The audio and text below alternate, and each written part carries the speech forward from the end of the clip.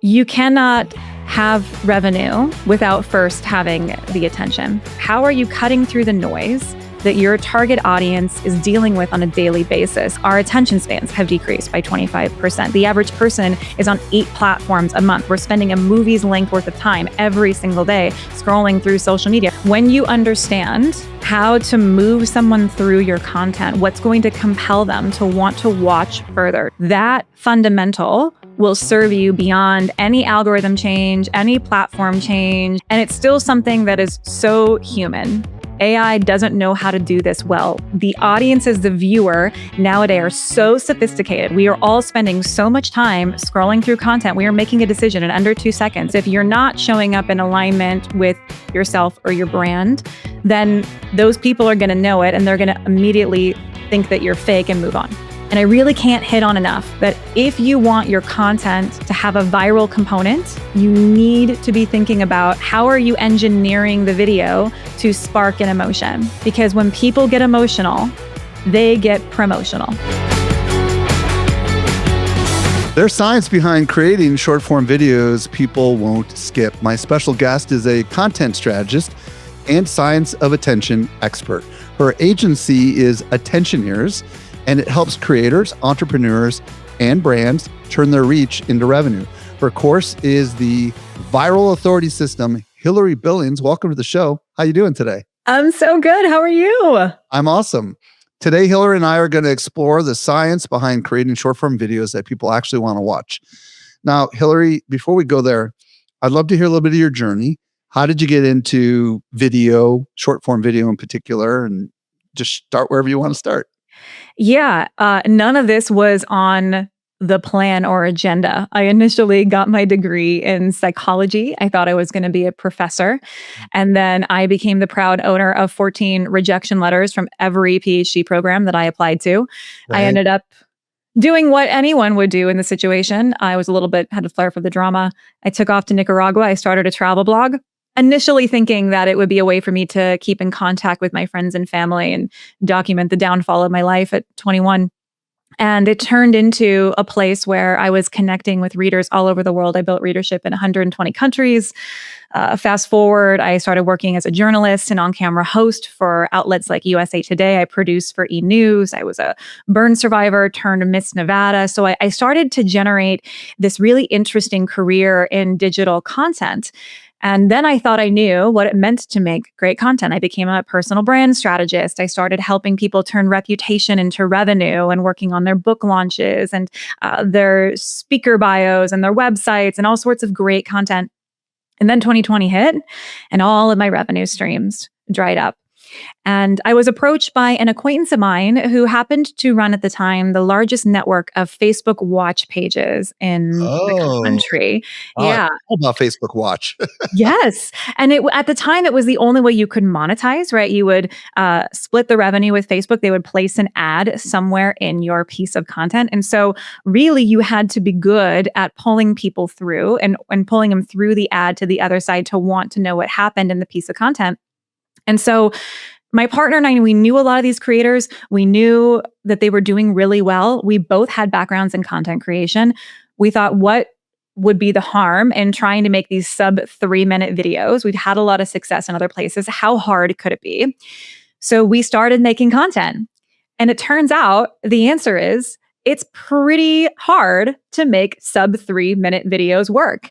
And we probably spent about 9 months banging our head against the wall. I could have had a baby in the time frame. So this is during, just so I'm clear, this is during COVID. It's during COVID. And Facebook Watch, what I remember is they were much longer shows, right? So how did the 3-minute thing come into this? So Facebook Watch, it was a way that you could monetize your videos had to at least be 3 minutes in order for it to monetize. So you were looking at the 3-minute mark was kind of what you needed to hit in order for the content to be monetizable. And then Reels started coming in after the fact and like, can we do shorter? How does that play into monetization? But we had to be making around this 3-minute mark of video content. And so it was absolutely demoralizing, especially when you're not an 18-year-old or a 20-year-old trying to make videos, and you're seeing all these other people have massive success. And we tried copying what we thought was working for these other people, and then it wouldn't work for us. And it just felt like we were screaming into a void. So we hit a point where we either needed to figure this out or we had to move on, because now we were losing money trying to be content creators. And I had this narrative around what it meant. Like, I was educated, I had a successful career beforehand. And I just believed, like, man, these creators are so lucky. They just pick up their phones and they film something and they throw it up and it accidentally goes viral. And I really was resentful about that. But I realized that narrative wasn't helping me. So we started asking a different question. What if everything that we thought was accidental about their success was actually really intentional, and we just didn't know the formula? We didn't know what it took to make great content. Maybe we were focusing on the wrong things. So we ended up locking ourselves in a room one weekend and watching thousands of viral videos, which I never recommend that anyone do for their mental health. I was going to say, yeah, keep going. But we ended up keeping a spreadsheet and tracking any factor that could potentially be involved in the success of a video. What's happening at second 1? What's happening at second 3? What are they wearing? What are they saying? What are the hand gestures? What are the edits? What are the cuts? What platform's it on? Is there trending audio? And after, we unplugged from the matrix, it was really fascinating to look at the data, because what was consistent across the most viewed videos had nothing to do with frequency of posting. It had nothing to do with challenges or trending audio and all these things that had kind of been really pushed at the time as being important. But there were certain factors that were fundamentals of science and psychology that were in everything. And so we took those learnings and we applied it to our next video. And that next video did 5 million views. Wow. The video after that did 10 million views. And it's not to say that everything that we touched turned to gold, but roughly 1 in every 4 of our videos did over 1 million views. 1 in every 10 did over 10 million views. And we went from no views our first 9 months as content creators to over 1 billion organic views in the following 12 months as content creators. We would then take those frameworks, we would teach it to other creators to the tunes of their billions of views. I grew from 0 to 400,000 followers in 40 days on TikTok. I go to sit on TikTok's agency advisory board. And then I like to say that we left the dark side, because having a background in personal branding, we knew so many personal brands, we knew so many small business owners who really had a powerful message, a powerful service to get out into the world, who were struggling to connect with their audience. And I was really curious to see, would these frameworks apply to the business world? And turns out the answer is yes. And we've helped our clients to 250x to 700x their results through these frameworks, as well as to attract the new clients that they're looking for, get the eyeballs, get the attention, get the media exposure, and build the trust, reputation, and turn that into revenue. And that's what's led us here today. And now I speak on the science of attention, which is amazing. Awesome. Well, first of all, very good story. And well said. And I'm really excited to kind of dive into this. But before we get into kind of the how behind a lot of this stuff, I want to address the why question. Why should marketers focus on understanding the science side of this when it comes to video? Now, I could discern what I believe your answer is going to be based on what you told us, but I want to hear from your mouth. What is it that make the case as to why this is so important? You cannot have revenue without first having the attention. And what's happening right now, I think there's been so much focus, and I get a lot of questions on what platforms are coming next and what should be the next thing we're pivoting into, and how do we handle all these algorithm changes? And at the end of the day, those are important conversations to be had. But for me, it's the last 10%, because what we're really talking about is, how are you cutting through the noise that your target audience is dealing with on a daily basis? And you have to understand what you're up against as a marketer today. And it's very different than even over the past 5 to 10 years. Our attention spans have decreased by 25%. The average person is on 8 platforms a month. We're spending a movie's length worth of time every single day scrolling through social media. We're scrolling the length of the Statue of Liberty every single day on our phone. The amount of noise, the average person seeing between 6 to 10,000 ads every single day. So if we want to get to revenue, think about it like a funnel. That's the final stop. the getting someone to say yes, to buy your product, to engage with you for a service, whatever that final win is. But before that, you must first have reputation. And reputation is being known, liked, and trusted for the thing that you do so well. But before you can have the reputation, we have to move further up the funnel to have the relevance. Are they thinking about you in their moment of need? When they have a need for your service that solves their problem, are you top of mind? And you cannot be top of mind if you do not first have their attention, because people cannot buy from you if they do not know that you exist. That's a Roryism from Brand Builders Group of Rory Vaden. And so knowing the science of attention is not only going to help you in all social media, but it's really what makes your marketing strategy impervious to any change moving forward. Well said. Okay. So we're going to transition now into talking about making short form video that people want to watch. But I want to ask this question. Is there any kind of groundwork we need to set here? Anything we need to consider? Anyone who's listening to my voice, anything we need to consider before we actually begin the work and hard work of making quality short form video? To me, this is all about understanding the fundamentals of human behavior. Funny enough, going right back into my degree in psychology, when you understand how to move someone through your content, what's going to compel them to want to watch further, to want to figure out, read further, to swipe through this carousel, to get to the other side with you, that fundamental will serve you beyond any algorithm change, any platform change, any hashtag strategy, AI strategy that is out there. And it's still something that is so human. AI doesn't know how to do this well yet. And so if you are able to understand the human behavior components that go into engineering content, this is the skill set outside of, I think this plus adaptability is what is going to allow marketers to have longevity in their careers. This plus adaptability is what's going to allow creators to have longevity in their careers. And understanding the human behavior components and how we have to earn attention is what's going to allow creators to sustain whatever happens with whatever platform they're building on. Okay, so is it safe to assume we're going to get into some of these fundamentals? Yeah, let's do it. So before we go there, I want to talk about adaptability because you brought it up. Yeah. Talk a little bit more about that. I think the biggest struggle that we run into as creators is that everything's constantly changing, right? Like, and just in life, that is a principle that I think we all need to embrace more. But I digress, right? We can talk about the philosophical components of what makes a great life.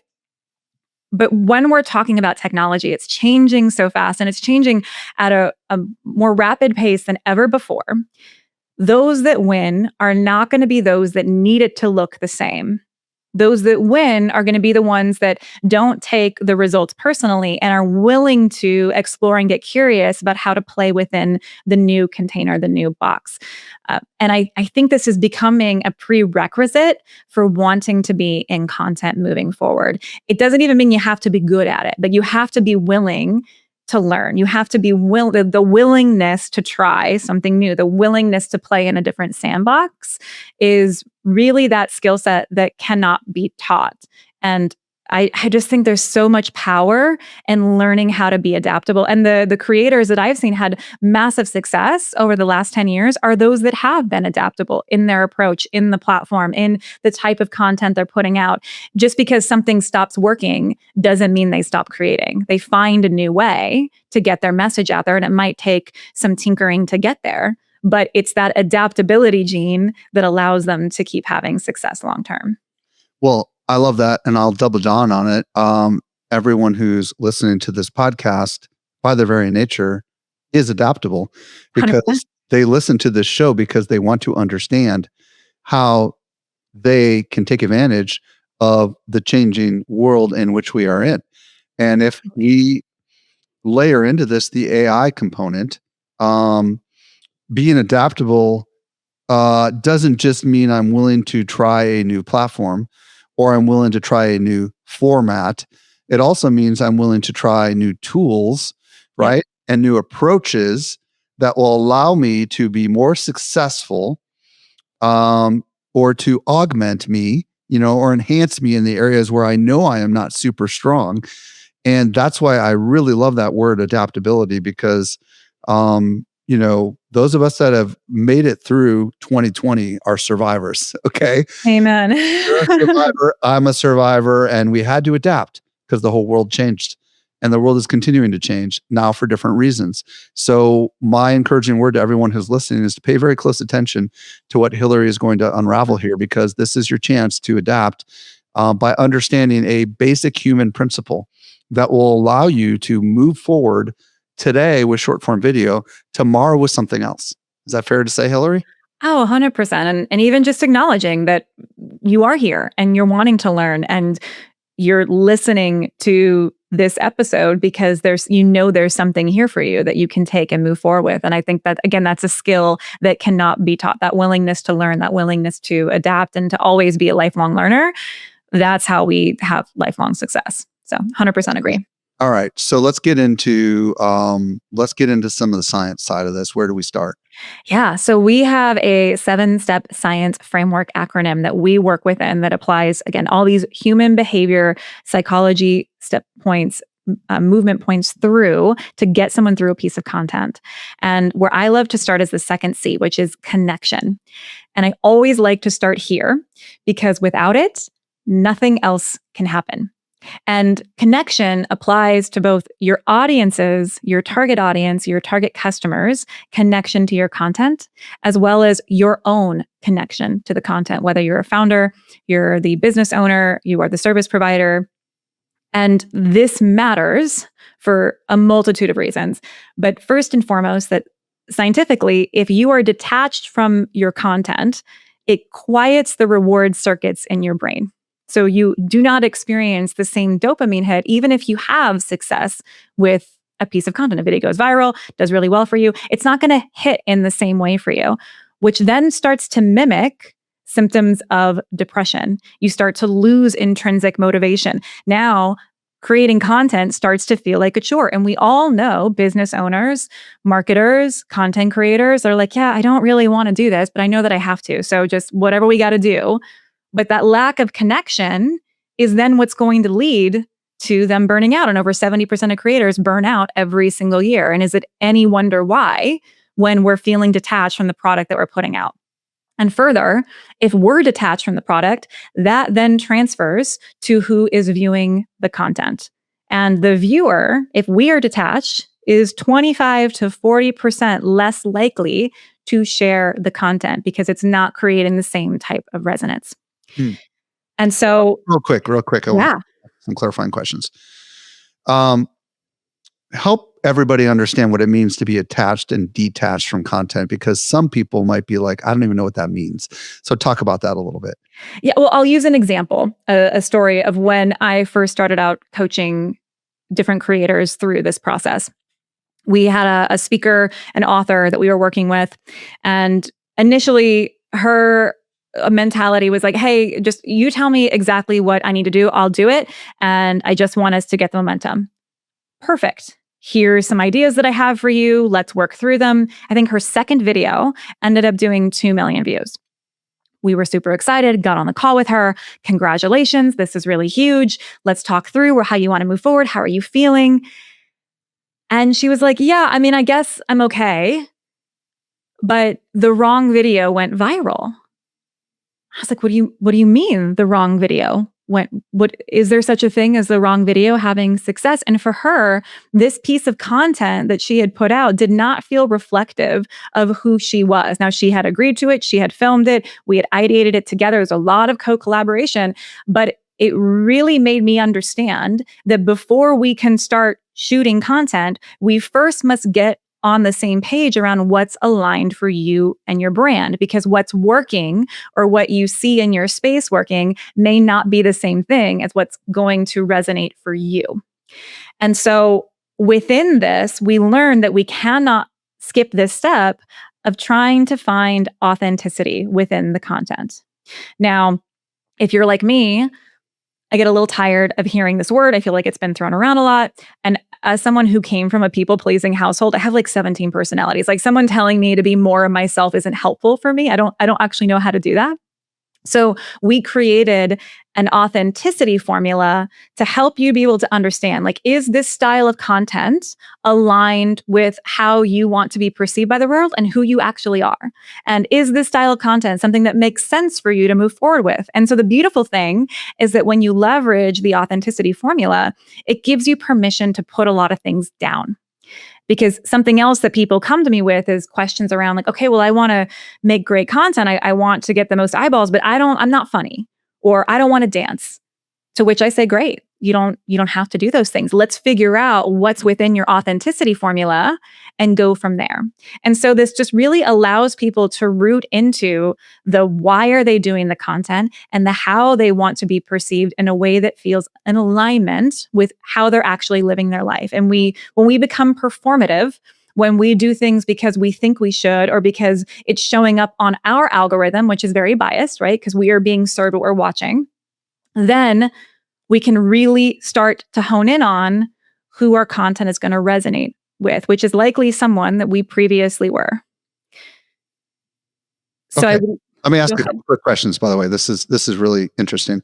And I want to dive deep into this authenticity stuff. But before we fully move on from the connection thing, just want to make sure I understand, and this might be helpful for the audience for me to restate this. If you create content that you are connected to in some sort of way, that will show through, is what I'm effectively hearing you say. And if you're not connected in it, you might have some videos that get lots of views, like this 2 million views one, but you might not feel good about it because it wasn't authentically you. You know what I mean? You were playing a role. And in an ideal world, that connection between you and the content and between the audience and the content needs to be there, because people are good at picking up these signals, is really what I'm hearing you say, right? There's nonverbal signals that we probably convey, and also verbal signals that we convey that signal that we're excited and passionate about this thing. Is that accurate? I just want to make sure I got that right. Yeah, I mean, we're talking about two really important components here. And the first one is that the audiences, the viewer, nowadays are so sophisticated. We are all spending so much time scrolling through content. We are making a decision in under 2 seconds as long as it takes our thumb to go from the bottom of the phone to the top of the phone as to whether or not we're going to watch something. We are so clear and understanding whether or not this is how this person is showing up based upon those facial cues, those body cues. We're intaking so much information now and so many videos, we can clearly discern that without much effort. And so that piece is massively important, because if you're not showing up in alignment with yourself or your brand, then those people are going to know it and they're going to immediately think that you're fake and move on. Then we have the component around you feeling connected to your content, one outside of passion and you being able to show up and communicate that in a way that's going to resonate. But it's also going to impact your sustainability, because if you don't feel connected and you don't have a strong why as to why we're doing this and why this matters to you, then everything you do is just a checkbox. It's just a chore. And chores are things that we don't want to do, and eventually leads to the burnout. And this is how we have creators that start really strong, but they're almost in a like, I want to get it over with mentality. And this is how we avoid that. Love it. Love it. Okay. Authenticity formula. You mentioned it. What is it? How can we be more authentic? Let's talk about that, because, it is a weird question. How can we be more authentic? Because like the obvious answer is we'll just be you, but there's more to it than that. So let's talk about like, how can we convey true authenticity? You've got a formula here, so let's talk about it.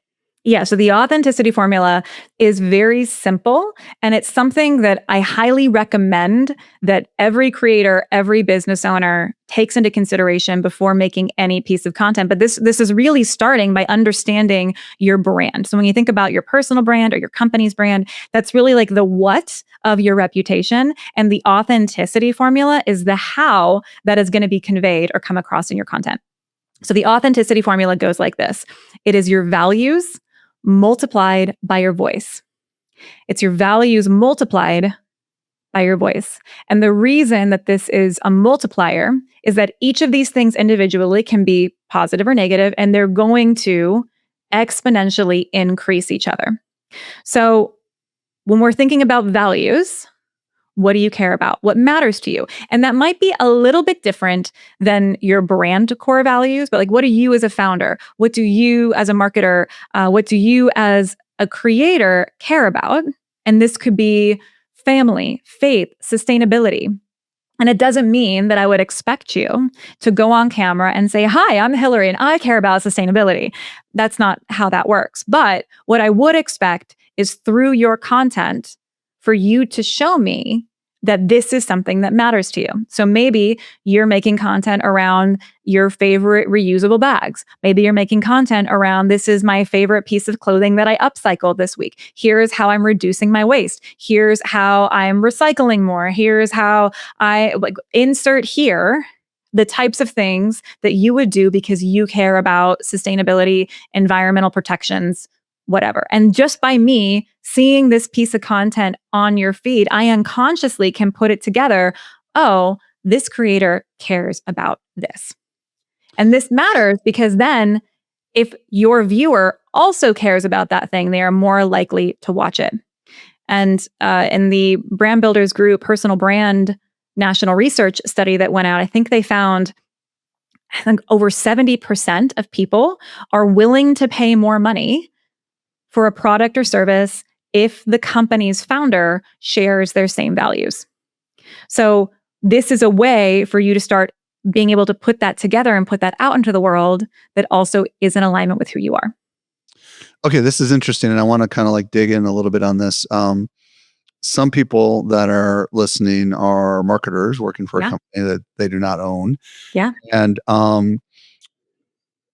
or there's creators / founders who have products and they're not sure that their values and their products mix. Like, for example, let's say they're a person of faith. You already mentioned this, but let's say they're not selling to people of faith. You know what I mean?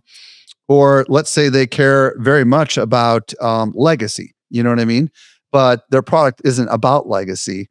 So how do we find that intersection? Do you understand where I'm going with this? Because I know there's lots of values that make me up and make you up, and maybe we need to just explore that a little bit. You know what I mean? Yeah, that's part of this is that not every value is going to be hit on for every video. And usually you want to think about one value a video, just like one vocal trait, one voice trait per video. Your company, your brand, you yourself are a complex creature that's made up of lots of things. And so not one is going to be able to fully represent who we are. But that's why we have so many pieces of content. And typically what you would find if you are a marketer saying, okay, what do we want people to know this company cares about? What these founders who built this company care about? Why is this company in existence? Why does the brand Tom's exist? Why does this hotel brand exist? Why does this shoe brand exist? Likely because there was something and a need in the market that didn't previously exist. And so there's a value there, whether it's around, again, sustainability, philanthropy, eco-friendly, whatever the thing is, that then we can lean into how do we show this within the content sphere.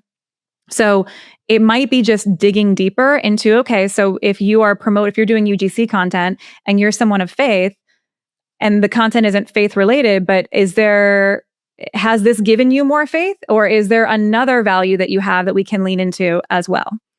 So I think the first and foremost is not to disqualify yourself because you can't seem to find a way, like the primary value that you have doesn't necessarily apply to this piece of promotional content. But what we want to also make sure that we're hitting on here is that your overarching values, even if they don't necessarily fully apply to the product, they apply to who you're attracting. Because what's happening here is you're creating trust. And so if you have values, let's say that you are a beauty influencer who's also faith-based. And if you're talking about your faith or how to surrender to trust or whatever that thing is that matters to you, and you're attracting a subsect of people that also care about that thing, then wherever else you decide to put your promotion, you're going to borrow and bring your trust over for that. Does that make sense? Totally. And, if you think about any business like Social Media Examiner, our values are, we care a lot about really empowering people. Like that's what we're all about. We want to empower anyone to be able to learn for free how to achieve the objective that they've got at their work, which is generally more exposure, more leads, and more sales.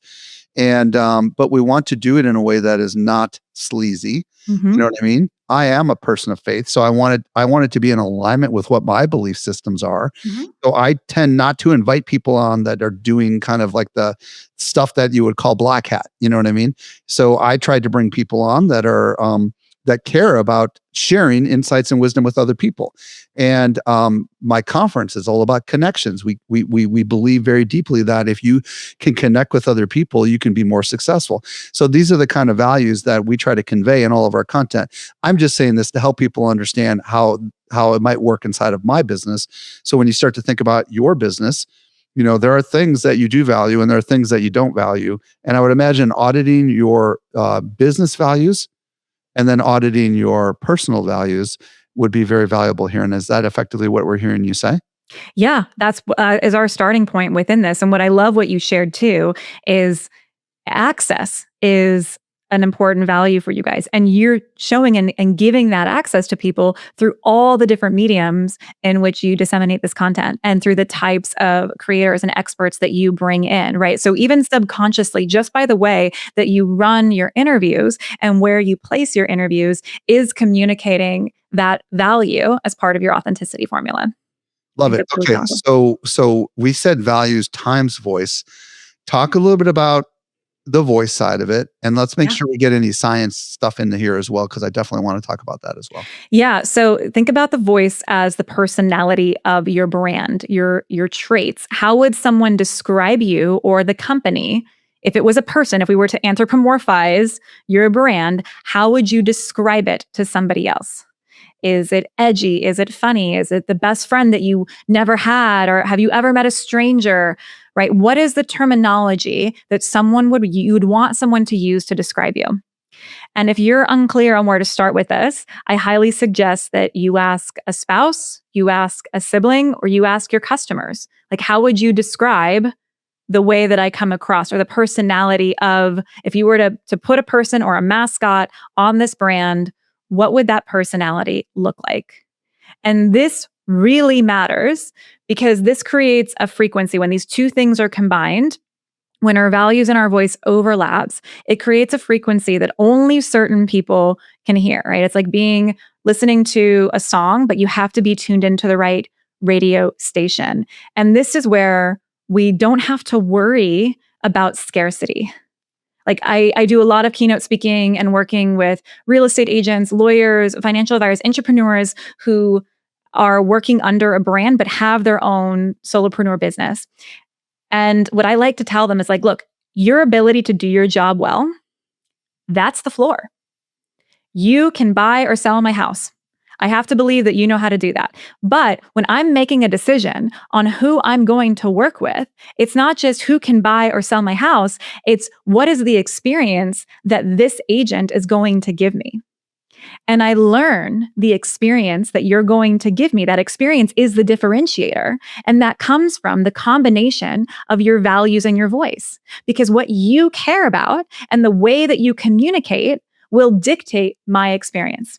And so, if we're aligned on values and I want to hear something through the lens with which you communicate it, now we're in alignment. And now you have a raving fan in me. And I am getting to a yes a lot quicker because you even just created a sandbox for me to understand and see and test the waters with your content ahead of time. You've given me the chance to opt in or opt out. And so, what I hear often is like, oh, what if someone doesn't like my voice traits? What if someone doesn't like my personality? What if they don't like my values and my personality and how that comes across? To which I say, great.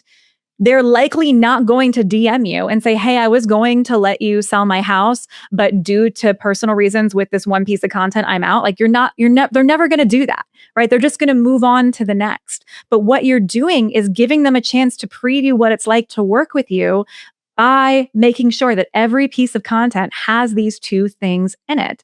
And this creates a beautiful synergy within brain chemistry.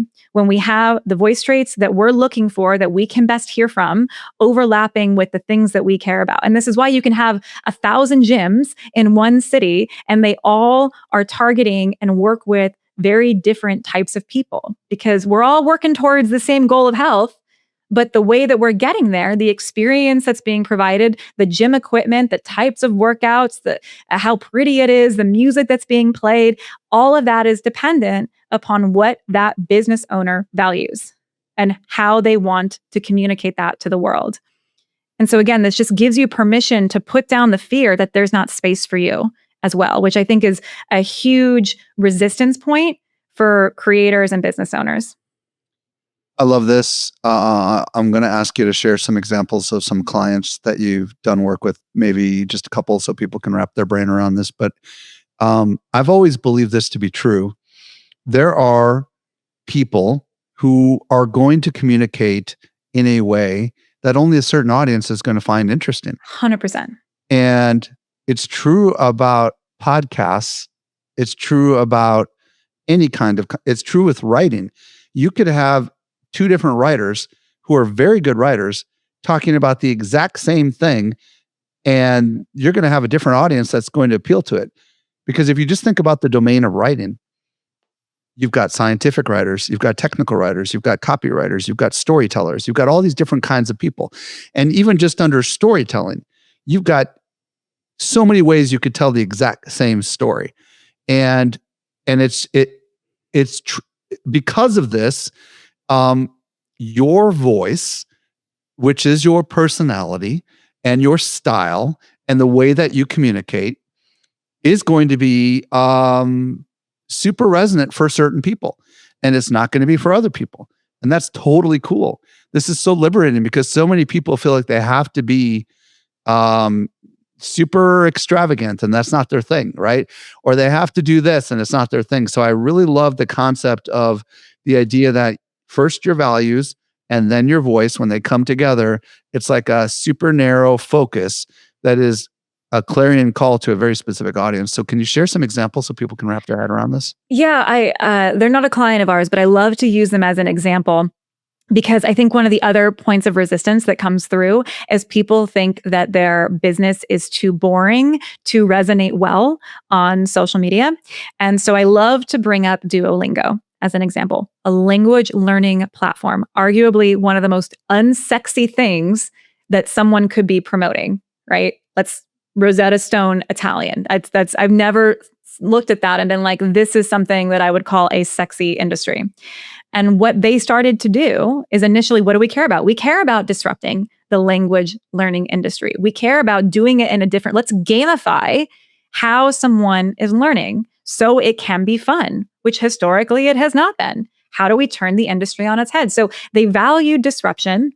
They cared about having voice traits that felt very disruptive and out of this world and outlandish. So they created this mascot Duo, this little bird, and all he does in their content is wreak havoc in the Duolingo office. And interestingly enough, when they started this bird mascot that they use in their content was probably some leftover activation convention costume. I think they had like $0 budget for this and they just threw someone in it and started making content, but people loved it. And it became the number one language learning platform. And interestingly enough, they made a decision really early on to not heavily promote their product and their content. It was all just values and voice focused. We care about disrupting, watch our bird and his funny personality as he's wreaking havoc in the office. People were massively entertained and they trusted that the viewer was going to bridge the gap, go to the profile, click the link, download the app, and it worked. And so I love to share this as an example because outside of let's remove the disbelief or the belief that if you have a boring business model, that this can't work for you. Let's also remove the belief that your content needs to be promotional. Because if we're targeting and we are if you're being really clear in your content on your voice and your values, that's going to allow the right people to find you that also want to be communicated to in that way. And then they're going to bridge the gap for you. And that's great because now you don't have to work as hard on the sales side. Okay. So far we've talked about it's really important to make sure that you connect somehow with that target audience and with yourself in your content creation. And we've dug deep into authenticity, which is a very simple formula. It's voice times values or the other way around, right? And the more you get that dialed in, the more powerful, obviously, that's going to attract that specific audience. What's next? So the next piece that I like to go into is one of the E's, which is emotion.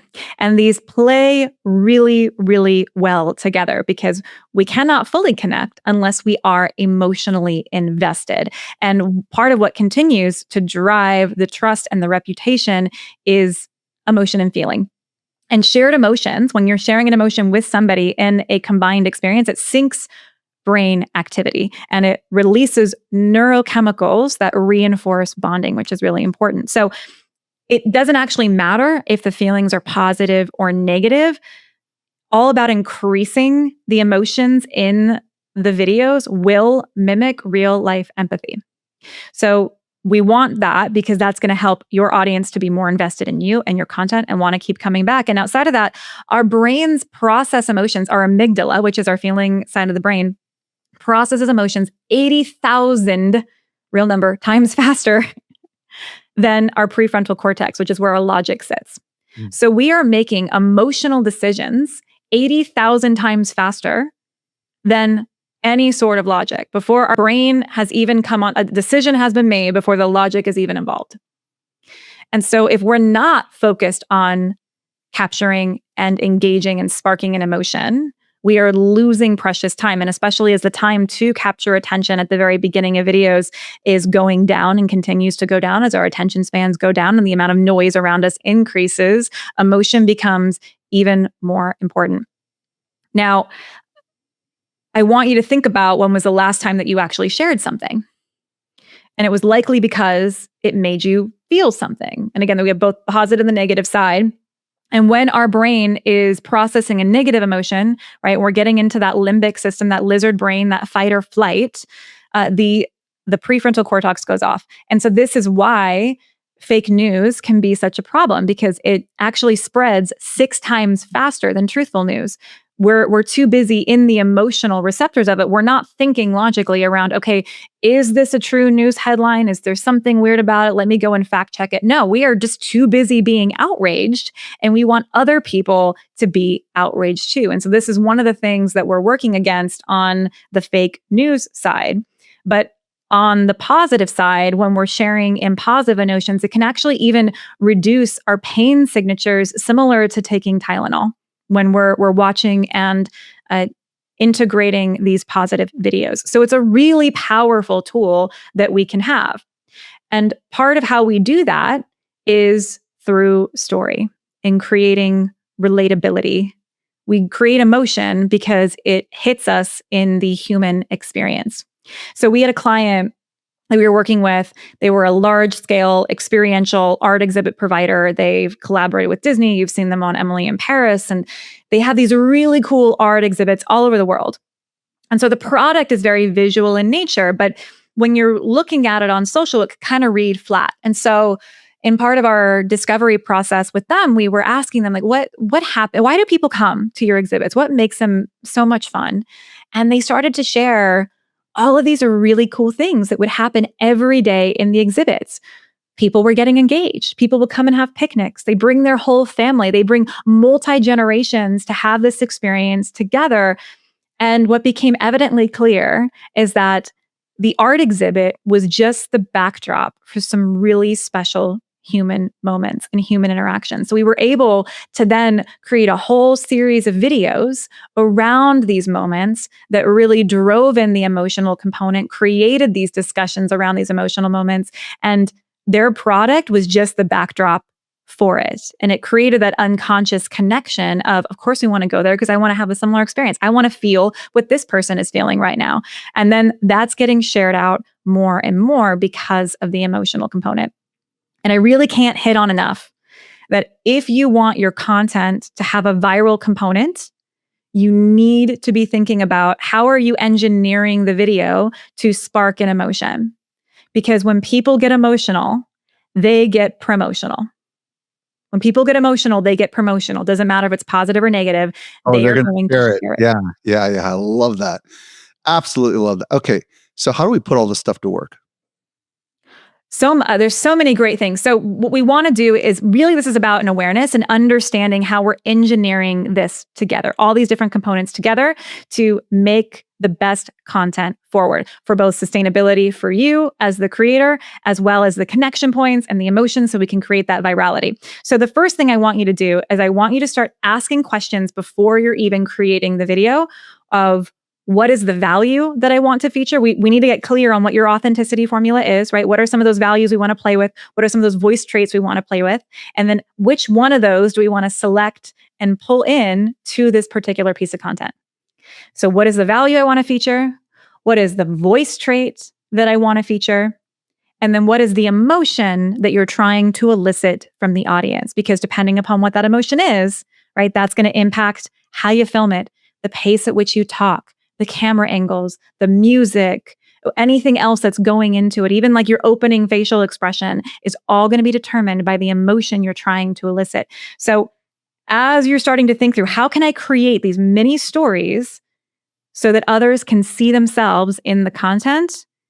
And how am I using my authenticity formula for that? That is the framework in which we're going to start playing in to see more success long term. Hilary, Billings, we have just tapped barely the iceberg. That is your brain. There's so much to go into. And tell everybody where they can connect with you if they want to connect online on the socials, and where, if they're interested in working with your business, where do you want to send them? Yeah, the best place to find me is going to be attentionears.com. That's attention, EERS.com. And one of the things that I wanted to give you guys for listening to this and helping to understand and wanting to work through and having the adaptability to understand the science of attention framework is we have a special skilled AI tool that we've created, again, as a way to stay adaptable and help to scale our impact, that we've trained on the science of attention framework, hundreds of hours of trainings and workshops and coaching calls. And so what you can do is upload your video before you post it to our Rank My Reel tool. It will tell you exactly what the strengths are, how you can work on it, how to leverage the science framework more to get more virality, to get more impact. You can even brainstorm with the tool. And so you can get 5 free video reviews complimentary of us at attentionears.com/SMMP. And that is our gift to you. So feel free to find me there. You can also email me at Hilary@attentionears.com. I'm excited to see what you guys create with the science framework.